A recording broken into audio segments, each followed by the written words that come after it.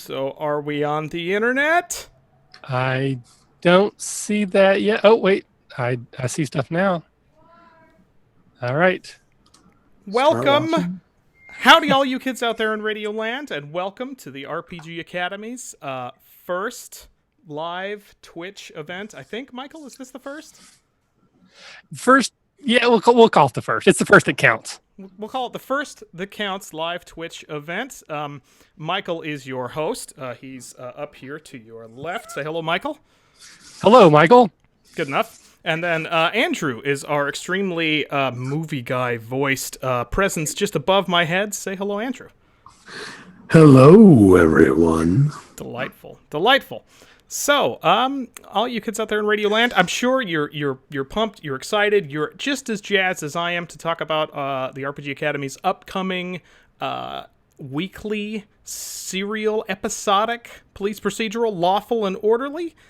So, without further ado, in that case, I will turn it over to Michael to interview us about that.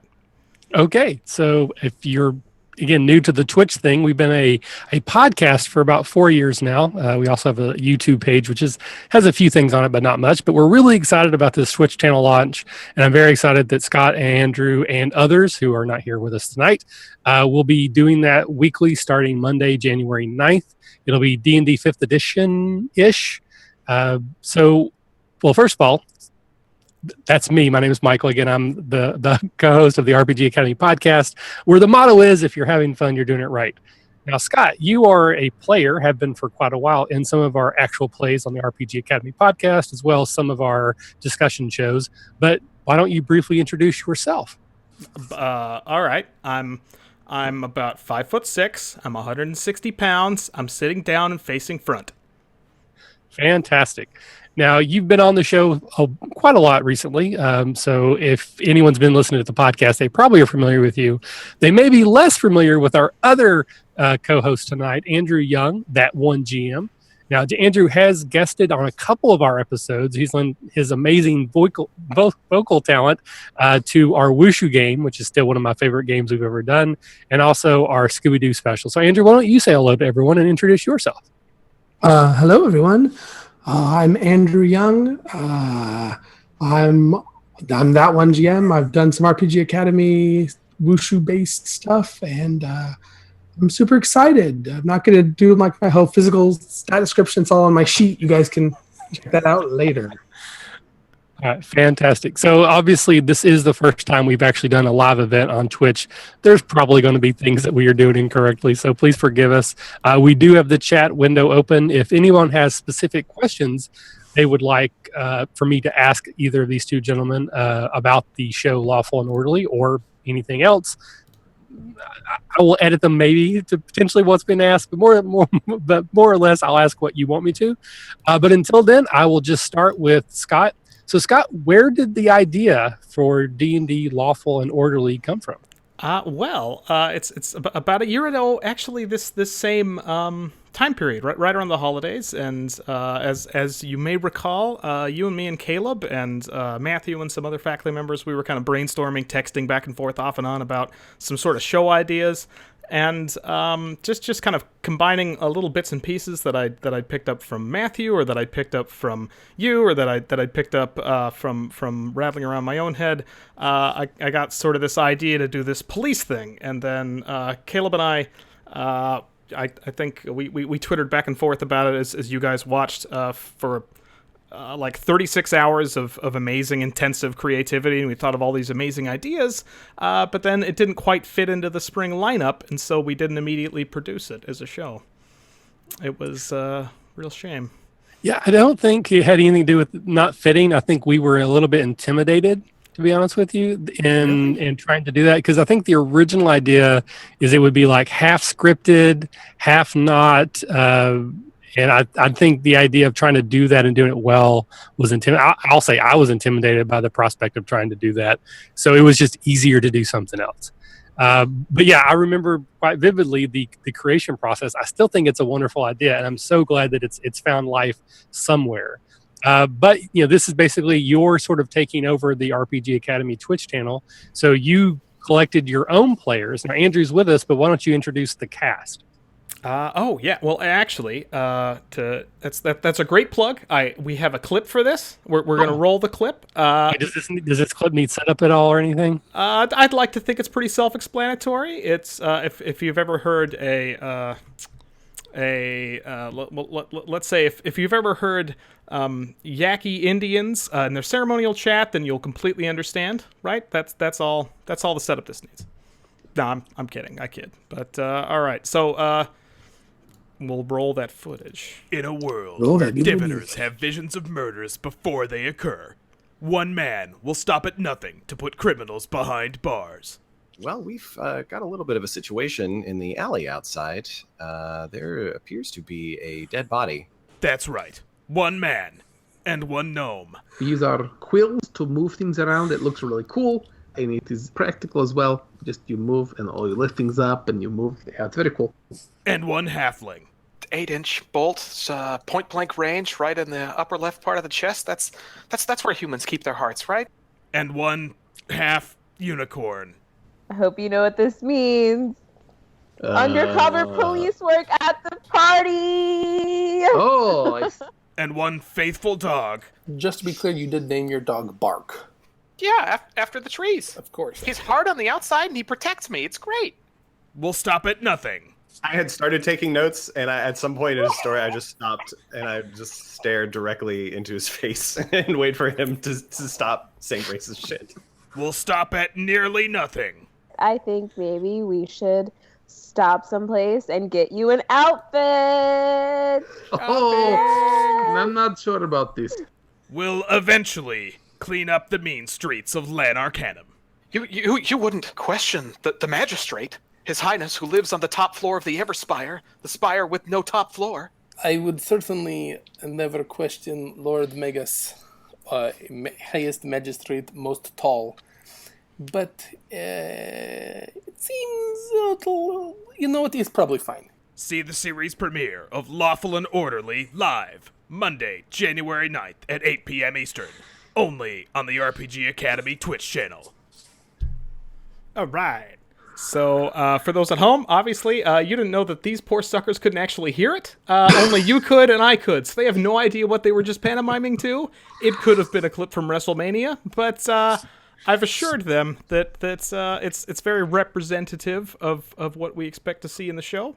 And as the clip, as far as these guys know, may or may not have covered, we have 4 principal characters that we'll be following, as well as... It's an episodic police procedural, so there'll always be guest stars, right? I fully expect either Ice Cube or Vanilla Ice to come on at some point to give an episode or two. But barring them, Ice Cube, though. You know, whatever. I assumed he was busy with his other shows, but sure. One of the ice, as long as you get one of the ices. Yeah, I thought I really wanted to shoot for like the next string ices first. Kind of, yeah, but I'm glad that you're ambitious. You really want to one up that. So we have 4 main characters, 1 human, compelling backstory of a bard who just didn't fit with the bard lifestyles, who decided to sign up and be patriotic with the watch, and then we have you're playing a rock gnome, right, Andrew? Yeah, that's correct. And with an amazing accent. When you're not sick, it's even better. When you are sick like now, it's still pretty good, though, I bet. Oh, well, I will see. I'm playing Mikhail Pavlovitskevich. He is a veteran of the force and kind of a fun guy, not too bad, not a lot of action, but a lot of careful contemplation and consideration. Very thoughtful, very thoughtful. And then rounding out that, we have the halfling, me, the park ranger, of course, and the final character is our lovely friend Jeffrey, who's playing a half unicorn, and the unicorn half is the top half, which but it's not to be confused with a reverse centaur, because it's very different, and she's fantastic. So it's going to be a good solid crew, and I think we're going to have a lot of fun. Yeah. Right, so the clip obviously came from something. So when the show starts on Monday, January 9th, 8 o'clock, is that going to be like in media res? Like you're just going to start in the middle of action and then we'll kind of understand some backstory, or will that be like a new session one so people will listen to the story as it unfolds from the beginning? I expect to do a new session one. We've had some practices to feel out the characters, right? And as we went, we made some sort of editorial changes and cuts. Actually, interestingly, my character's gender changed a couple of times because I'd originally written a female character, and the difficulty of playing a female character when you're a dude is that everyone forgets you're playing a female character, and that became an issue in a lot of the recordings, and so ended up dropping that back to just traditional dude. Seemed easier. A couple other smuttle details of characters have changed, but I thought you did go back to. I thought in the last session Ellen was a girl. You do a good voice, like you got your. I'm keeping the voice, man. The voice stays. Okay. Maybe it could be like Vesuvius from Order of the Stick, and in the world, no one actually knows. Ooh. Yeah, Like you could be Pat. like gender. Or, I mean, Ellen could just be gender fluid, right? Like just That's true. That was the wave I was doing. Whatever. Gender fluid. That's rather than gender solid or gender gas. This is the gender gas. gender plasma. That's not common. Yeah. You strip those gender electrons right off of the gender nuclei. Boom! Right? Just. All right. So, a couple questions for you. So, one, you mentioned the character you're playing, but you're also running the game. So, are you running and playing a character? Actually, what we're one of the. I'm really excited about this format. We've done a lot of actual plays, and obviously there are a lot of Twitch channels that are actual plays. But one thing that always bums me out about actual plays is that by the time I hear about them and they're amazing and they're so great, I'm 150 episodes behind. And you know, if I really hit the gym for a month or two, like I tell myself I'm going to January 2nd, right? Then I'll catch up a little, right? And that's even worse when the show's live, right? I mean, there are some amazing Twitch streamers out there, but I'm so behind, and I tune in, and there's a lot of inside jokes, right? And they do their best, and it works. But I think one of the best strengths about the episodic nature of the show is that, one, we can have different writers for each episode, right? Which in our case is going to be, we're going to rotate GM. Probably every session, every 2 sessions, somebody else will be running it, and we'll have a different cast of detectives, right? Because one detective will be out. So I think that fits pretty well with my understanding of those shows. And also it allows us to have Vanilla Iced Tea in, I guess you know, if you want to see fit, or anybody else who wants to come in. Viewers, maybe, if they feel lucky sometime, we might open that up to a sort of a stretch goal on the Patreon to join in for an episode. We won't even make you the victim. We'll make you a Black Inquisitor or something terrifying. It'll be great. Nice. Yeah, so if you need someone with a Southern Kentucky accent, a Jamaican, or a spot-on the Caleb G, I'm your man. Outside of those 3, I got nothing for you.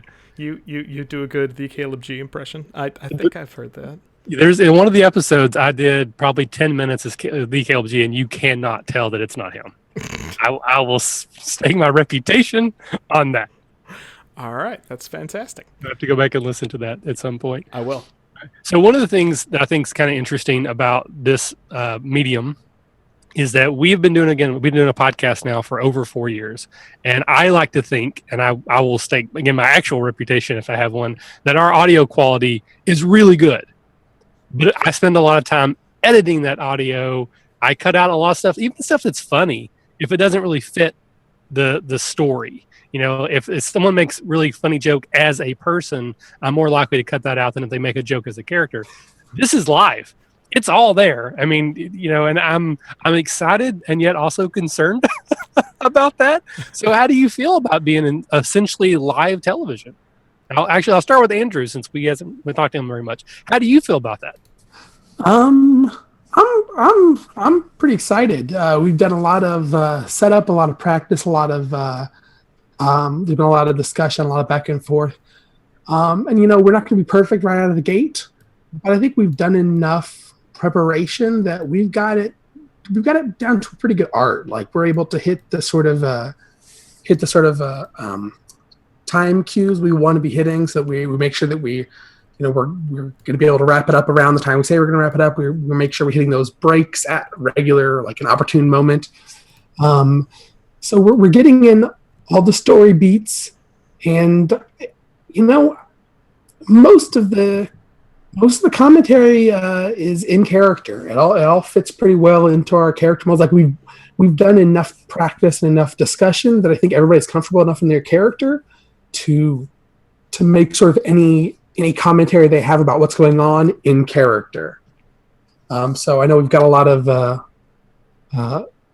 just so much material, so many quotes. I know Scott has called so many, and listening to those the other day, I was just like, every bit of this, like these are all bits that were like just toss off, like almost none of it was like kind of like plot centric. It was just like somebody saw an opportunity and said something funny, or we were just there's just a corpse in the alley. We'll just comment about that casually, like I'm the rookie and I'm going up to the Russian accented new guy, so obviously I'm looking for elbow grease, right? Because he runs the fix-it shop and somebody told me to get it. And also I need some containers for nuclear families. Do you have any vessels for nuclear families around? Nuclear vessels? Do you have any of those? Right? I mean, these things just come up as they are, and I think there's a concern about some downtime or dead time, right? But I think we're pretty good at minimizing that. We do have a question in the chat. Sorry, I was gonna so One-Eyed Willie, again, great screen name. We have been doing podcasting for over 4 years, but it's basically a traditional podcast, audio only. Got to get it through iTunes or Google Play or RSS feeds, that kind of thing. We do a bunch of different show types, actual plays, multiple actual plays. We also do GM theory and advice shows called faculty meetings. We do just sort of general hangout shows that we've recently started called Detention. We do field trips. We try to stay on theme as much as possible with the Academy. Doesn't always work. One of my favorites that we do is called The Trials, which is when we try out a brand new system we've never played before. And then we also occasionally do movie days where we'll review or watch a RPG themed movie and then talk about it. Usually pretty awful. We try to stay pretty positive here at the Academy. Again, our motto is if you're having fun, you're doing it right. The movie days are probably the one time where we throw that out the window because most of those are hot garbage, and we talk about them like they're hot garbage. So if you are a podcast person, then please go ahead and check out our other show. There's not as much on Twitch right now, but obviously this is going to start Monday, January 9th. The idea being weekly, that you'll be able to see this. It'll also be archived on our YouTube page. This will not be turned into an audio only podcast, so it will only be available on Twitch or on YouTube. It won't be? What? Well, unless you're doing that. Yeah, I thought we would. Although I don't know how much editing we were going to put in since it's going straight to video. I mean, some of us have to hit the gym January, man. Yeah. So to be determined on whether or not this will end up being on the actual audio feed.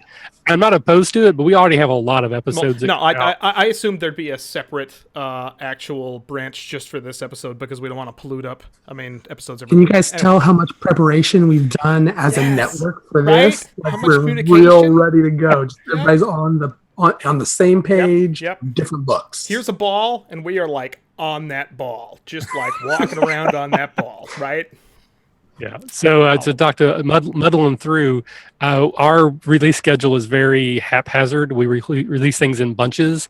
But if you go to the website, everything's subcategorized. So all the faculty meetings are the general advice and theory. All the detentions are together. All the trials, all the campaigns, all the field trips. But basically, we release things as we get them. But we average 2 episodes a week. So we release pretty much 100 episodes a year currently, and that is not including what this may be. Now, so circling back around for a minute until we get some more questions possibly. So is there going to be like one city, like there's NCIS Miami, Las Vegas. So where does SVU set? So I will address the setting question, but first I need to, since Caleb isn't here, I need to summarize your summary. Oh, okay. And that's going to be that to answer your question, this is our first time streaming to Twitch. We've done a few live QAs on YouTube, right? And live interactions on YouTube before, and we've done a little bit of experimentation on Twitch, but this is our first real venture into the Twitch universe, the live interaction through that gaming space, and we're pretty excited for it. As far as I know, this is the only thing currently on the slate for the RPG Academy Network on Twitch. Is that correct, Michael? Sort of. This is the premiere show on Twitch. We are the Nordstrom. You're the anchor store. You're like the flagship exactly of Twitch. Like if this goes well and we start to build an audience, then we would actually like to maybe start twitching our regular wrought iron games or even our faculty meetings in detention so that they're all live as well as podcasts. Again, it really depends on how much extra work it is versus how many people are interested. Because I know there's a Twitch audience that consumes this type of media, and I think we provide good content, but we haven't been touching those Twitch users. Sorry for that phrasing. So if we can get a larger audience, if people want this content that we already create, we just need to deliver it to them, then absolutely we'd be foolish not to. This is sort of the start. This is a moment to bring up our unofficial Academy motto, and also one of the rules that we're going to need to introduce into the chat. Don't touch the children. Yes, don't touch the students. So we're not trying to touch the Twitch students, but we are trying to reach out to you. Reach out with not touch. It's like a Price is Right, as close as we can without going over. Yeah. And in case it comes up, what we call the people who listen to our show or follow us are academaniacs, not academaniacs, as some people incorrectly say it, because the root word is academy and maniacs. It's academaniacs. It's academy, not academic. It's not academic maniacs, like Correct. I thought it was. I do want to say that I am behind Michael on this pronunciation, but I respect Caleb's pronunciation as well. I do not. It is entirely wrong, and he's just being a spiteful little jerk. But that's okay. Academaniacs, in summary. But the settings, yes, pretty exciting. So we're in the a fantastical. Oh, I wish I could play the audio for that, but you guys won't hear it, and Michael, you'll have the same question. So we're in the fantastical city of Lanarcanum, LA for short, where at the nexus of three ley lands. It's a magical city where anything, literally anything, could happen, and many things do materialize right out of the night. The center of the city is dominated by the Everspire. It's the political and governmental hub of the Magistrate, the overarching ruler and leader of the town, dark and mysterious, reputed to live on the top floor of the Everspire, a tower with no top floor.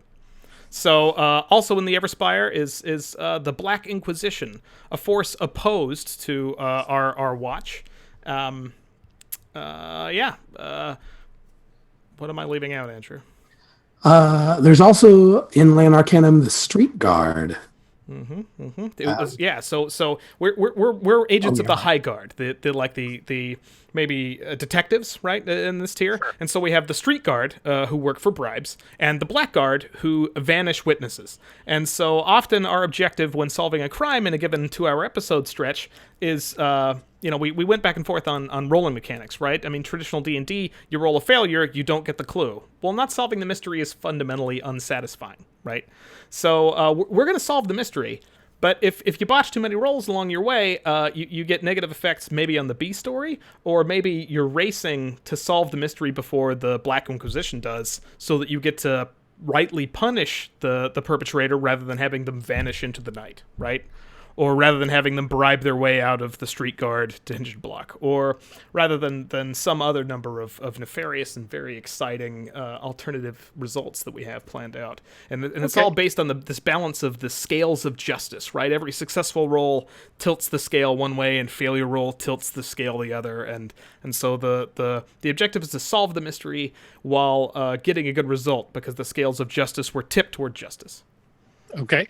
Now, so does that preclude then that every Twitch session will be a complete adventure, or will there be like 2-parters, to be continues, mid-season finales? There will be occasional setups like that, right? Cliffhangers and such, but the general, the bread and butter is really the 2-hour format. We get you in, we get you out. You can still go out and tuck your kids in, right? We're going to hit this time block, and we're going to solve a complete mystery. And while the characters will advance like they do on Law & Order between sessions, right, where you have growth and maybe you lose visitation rights on your kids, and then maybe your alcoholism gets worse, or maybe Joe Friday is actually identically the same every episode because he's the straight man, but some characters change. So there will be evolution and progression through the season, but you won't miss out on anything. If you missed 2 episodes in a row, you go on a long work trip, you don't have time to catch up, you can just jump right back on with us, and it's not going to spoil anything that you haven't missed. So, right, you can sit down for any episode of like CSI, Law and Order, like those TV shows. You can sit down and watch any episode of those without ever having seen any others, really, without even knowing what season you're in. That's kind of the same goal with Lawful and Orderly, is to be able to sit down and start a stream, jump in at 8:00. Maybe you've never seen it before, and you watch it and you like it, and maybe you check it out again in a month, or you go back and you watch 2 episodes before on the YouTube channel, or you listen to the audio or whatever, and you don't feel left out. You don't feel like, oh, I'm missing it. I got to go start the 150 episode archive from the beginning, and I don't have time for that because it's March and I'm not going to the gym anymore. So just to clarify for my own sake here, that even with shows that are procedural, sometimes there will still be an overarching story, that maybe every 3rd episode. Yeah, the Moriarty, right? The smoking man. There'll be that common thread, the puppet master. Yes. Is there any of that in there? Yes. Not to give anything away. Yes. Okay. So 10524 has asked, is there going to be any audience participation during this Twitch streams? And we've gone back and forth on that, and we're excited to explore different models. Obviously, when you're having a trial, it's a trial of your peers, and we couldn't think of any better peers than the audience to vote guilty or innocent, or to convict and sentence the perpetrators, which sounds like a hilarious way the audience can intervene, either to support the players and convict the person that they found, or to work against them to let them go free and see what that causes to happen next episode. We've also thought about interruptions in terms of donations to tilt the scales of justice live as you go. And we're excited to explore those options as well as others as we get up like a chat bot that can manage that, and some other things. But definitely audience participation. It's not live if there's not participation. Yeah, and I was going to circle back around to that this is essentially live television, but it is a little bit different in that you have very direct and instantaneous audience participation, which is a cool feature. I think one of the things that makes Twitch unique and an awesome medium, and one of the reasons why we're excited to get involved in this and try to take the RPG Academy content into this new space and hopefully grow here as well as we've done in podcast only. I mean, I'm very proud of our show there. It feels like the audience potential is much larger on Twitch. It just seems like there are shows that are gathering huge audiences, side by side comparison to the audio version of that. It seems like it's bigger here. So I'm pretty excited about having that opportunity, and thanking again you, Scott, for taking this on and leading the charge, and your cadre of accomplices there. So are you going to be the DM for the first session? Any teases for like what mystery we will see day one? Ooh, I don't know. I feel like we should put our best foot forward, and that would be Andrew as DM, probably, because he's real good. But I have not asked him or communicated with him about this until putting him on the spot live in front of the audience right at this moment. So I'm probably, I believe for the first episode it'll be one of the two of us, and then after that we'll cycle through and you guys will find out. We'll introduce characters and twists and turns and have a good time while doing it. Okay. Now you mentioned that rolling for clues and then possibly failing doesn't really fit the format or the theme of that type of mystery. But beyond that, is it going to be a pretty strict D&D game, like someone who wants to watch this to learn the rules, or are we going to be really fly by the seat of our pants, wishy-washy, hand wavy? Because I'm all for that. I just was wondering what you guys are going to do. I think the thing to know about the way we're probably going to end up running it is that the rules aren't going to have a super huge impact on a moment-to-moment basis, right? It's a lot of player reasoning and discussion and sort of investigation, and there are going to be skill rolls, and combat is, I mean, this is crime, right? There are always shootouts. There's always you got to punch the guy so he doesn't run away. But I think the rules are going to be or cut people out of a plant. That was fun. That too. You never know what kind of mischief you're going to need to get up to in a city super magical. I mean, cut people out of plants. All kinds of combat stuff. But yeah, we're definitely sticking to 5th edition. The core of 5th edition, one of my favorite things about it over any other edition is that the core rules are rules light. It's a great rules light system. There's 6 ability scores, right? 6. And looking for the 6-fingered man. Exactly. And killed my father. I have to die. Yeah. That's my 4th voice I can do is in Tingle and I wouldn't say you can do that one, but I can. I just didn't say well, my friend. Don't put that one on your resume. I wouldn't lead with that. I resume. Yeah. So, what was I talking about?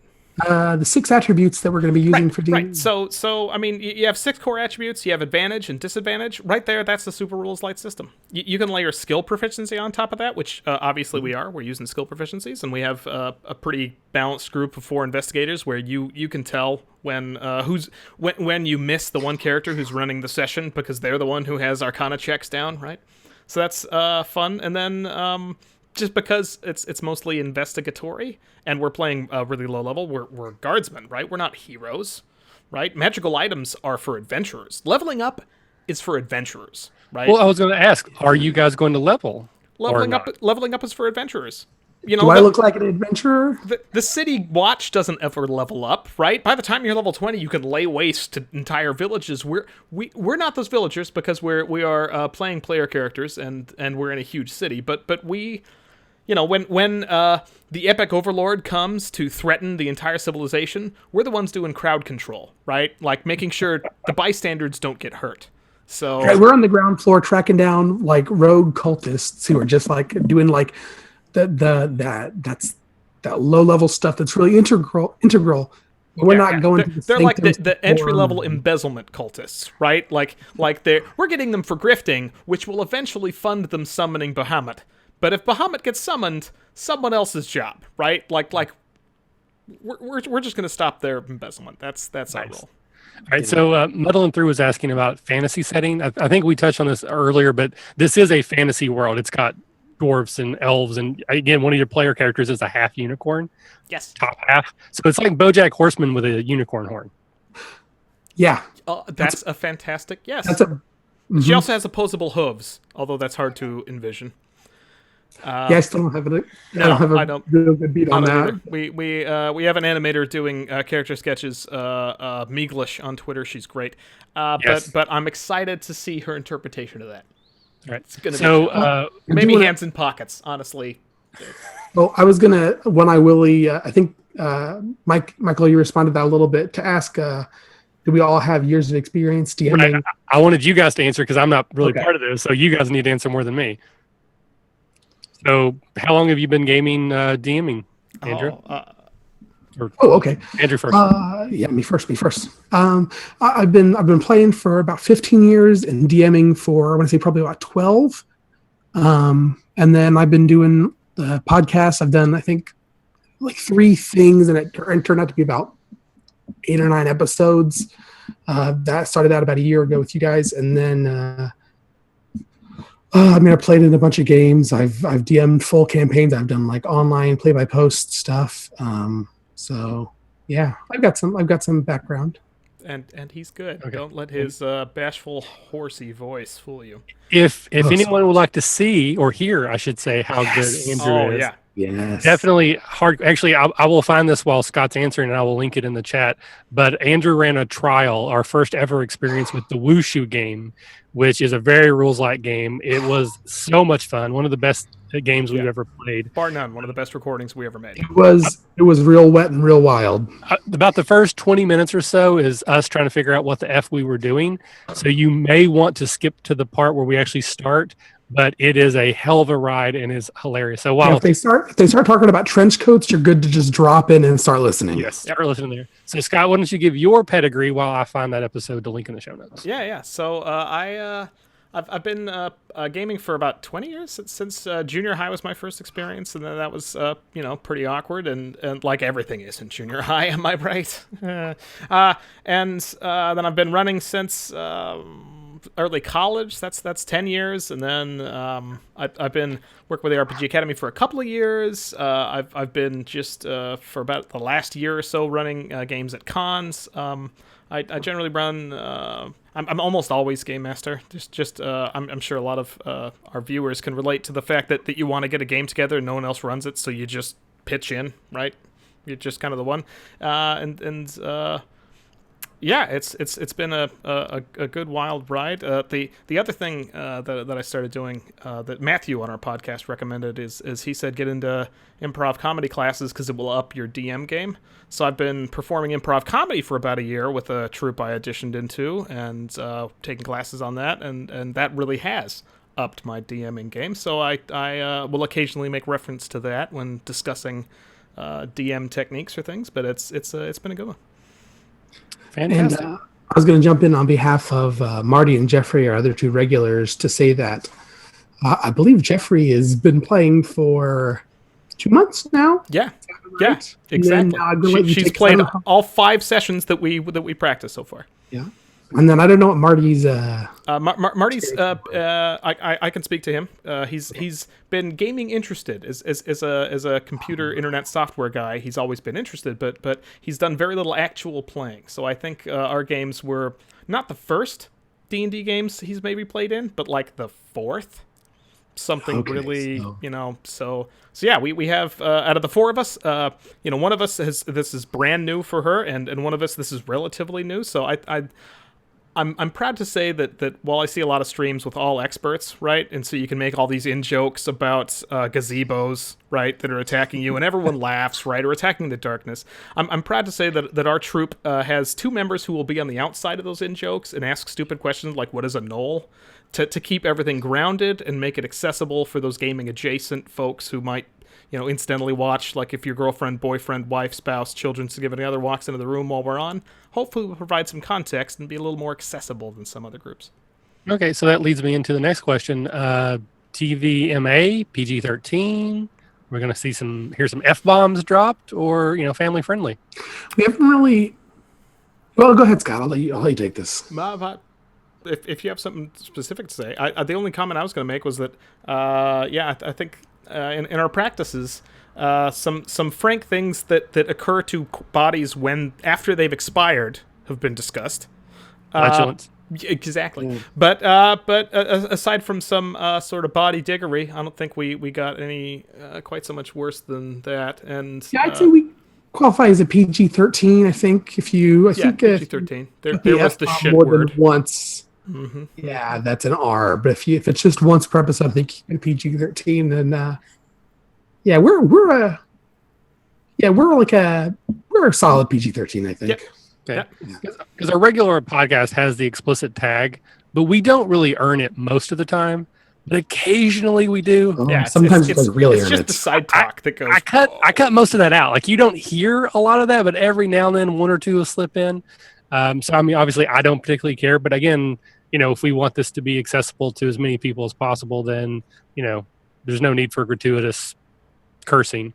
Again, you're dealing with murders, so there's going to be some adult themes. I mean, it's going to be hard to not get into that with maybe some of the ways people are killed. Again, kind of copying the template here. There's probably going to be some gratuitous murder types. Yeah, I think probably we're gonna walk the line of like violence pretty heavy, but I think especially because with the one of the conceits of the game is that we're in the special visions unit, right? The Department of Divination. So the seers come to us with these visions, and through like a crystal orb, we all can relive the vision with them. And so we do tend to describe the crime as it happens and describe the scenes, so that can get rich. But very PG-13. Well, we are Americans, so violence okay, boobies not so much. Right. So that is where we draw the line pretty solidly. And luckily, Twitch requires I keep my shirt on at all times, so we're good. We're what safe. about pants? Nope. Yeah. No rules about that, as clearly indicated. Nice. Yeah, for those of you in the stream, you got the squared off video. Michael and I actually have the full length video, and that's a Patreon exclusive. Yeah, Yep. So go Patreon and find RPG Academy. Yeah. For every $1 you donate, my camera will just tilt down. Or you can donate $1 to tilt the camera back up. Yes, we get a bidding war going on here. That's incredible. I think we'll do that for a charity stream, a special. That will be just wonderful. Nice. Because, well, again, this is a side tangent, but we've talked about doing the extra credit or extra life charity stream for like 4 years, and we've never got around to it. But now that we have a Twitch channel, maybe we can do that in October. That would be great. But you mentioned running games at conventions, and I would be remiss if I did not jump in there to mention that the RPG Academy does host its own convention. This year, or next year, 2017, will be our 5th year running the convention. 3rd is a public event. It is in Dayton, Ohio. I know, in Catacon 2017, 5th edition. So anyone that's in the Dayton, Ohio area that would like to come play games with us. Andrew, we didn't make it last year. Hopefully that maybe this year, possibly. But Scott was there. He'll be there again. Myself, all the other people that are part of the faculty that you can hear on the other podcasts. We pretty much organize it. We put it on. We run it. It's in November in Dayton, Ohio. We have a Kickstarter to pre-sale badges, which will go live in April. So someone mentioned where we are at. I'm in Cincinnati. I'm actually north of Cincinnati proper. I'm probably about 45 minutes away from Dayton. And most of my, what I call the IRL or in real life faculty, so Ryan, Brad, Nick, Travis, Rocky, and Ryan, I think I said Ryan twice, we're all local to Cincinnati area, so Dayton's close to us. Everyone else is far away, or far in relative terms. Caleb's up near Cleveland. Scott, are you allowed by CIA rules to give your geographic location? Yes, I'm phoning in from sunny Baltimore, Maryland. It's There we not go. as bad as everyone thinks. Matthew is also our other online player is in New York. Andrew, where are you at? I'm in central Indiana, like south of Indy. It's a lot of sort of east Midwesternish area, sort of. A lot of us are in those great flyover states. Yeah, no, it's good. Christopher now, right? Too. He's a. Oh yeah, Christopher's he's the Oreo in the Caleb Michael. Or he's the top half sandwich. Yeah, because he's in the middle between Caleb. And Oh, he's the cream filling. Ooh, he's in Columbus. tasty. Yep. So since someone else brought it up, I'll also throw that out that we do have a network. The RPG Academy has several other shows that are a part of our network, and we have affiliates that are basically across the entire country and some out of the country, actually. So if you go to our website, you'll see all that. If they're part of the network, they're worth listening to because they wouldn't be part of the network otherwise. All right, so we getting way off topic. So is there anything else about Lawful and Orderly that we want to talk about before we wrap up here? Again, if there's any questions in chat, we will address them. Anything else about the show, about you guys personally, about your goals? Are we going to do, again, is it going to be like forever? Or are you going to have like planned like season breaks, like, 4 weeks on, 2 weeks off sort of a thing? We have currently no planned season breaks. So far the only plan we have is to start going and keep going. I mean, since we're sweeping off DMs, since there's 4 of us and it's kind of an intimate process, we're stable enough that if one person needs to be out every week, we can just keep rolling on. So I don't know that there's any reason to formalize a season break until everyone's completely sick of this, or until we hit an incredible dramatic peak that maybe inserts itself into taking a little bit of time off to replan. So, Dun, dun, dun. Dramatic gopher. Dun, dun, dun, dun. I do want to, before I forget, I do want to, muddling through much earlier on, I'm going to take this as a request and say nuclear vessels. Can you give us a little Shaggy or a little Scooby-Doo while you're at it? Sorry. Okay. Nuclear vessels. Brilliant. And then Professor Rex. Oh, That's, man, with that voice. vessels, everyone. It still works. Andrew's like a fun button. You just push him and fun comes out. It's incredible. So, we've got a great group planned. We've got great episodes planned. We're really looking forward to it. And we're thanks, everybody, for joining us. We're looking to start January 9th, 8 to 10 p.m. Eastern Standard American Time. So hopefully a good time block for most folks. So it sure worked for us. So this is what you get. And if not, we'll be dropping clips to, as Michael mentioned, YouTube and, of course, the Twitch stream feed here. So subscribe us, follow us. We'll see you on the 9th.